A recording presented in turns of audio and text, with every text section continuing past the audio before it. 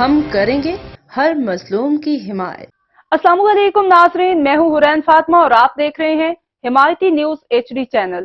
نظر ڈالتے ہیں آج کی اہم خبر پر۔ سرکاری وڈیرے کے بیٹے نے پولیس کی ٹانگیں توڑ دیں۔ احمد دین حمایتی کی رپورٹ۔ ضلع ساؤتھ میں 20 دسمبر کی رات ساحل تھانے میں ریونیو ڈپارٹمنٹ کی سرکاری وڈیرے کا بیٹا ایک لڑکی کے ساتھ نازیبا حرکات کرتے ہوئے پکڑا گیا۔ پولیس موبائل موقع پر پہنچی تو ثاقب لڑکی اور اس کا ڈرائیور پولیس کو دھوکہ دے کر فرار ہو گئے۔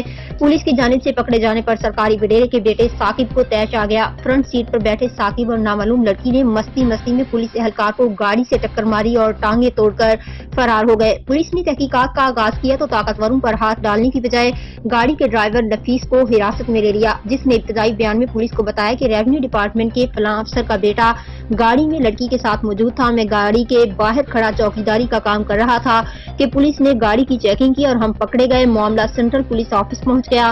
اعلیٰ پولیس افسر نے مداخلت کی اور وڈیرے کے بیٹے کو کیا پکڑنا تھا، ڈرائیور کو بھی چھوڑ دیا گیا اور پولیس اہلکار ٹوٹی ٹانگوں کے ساتھ انصاف کا منتظر ہے۔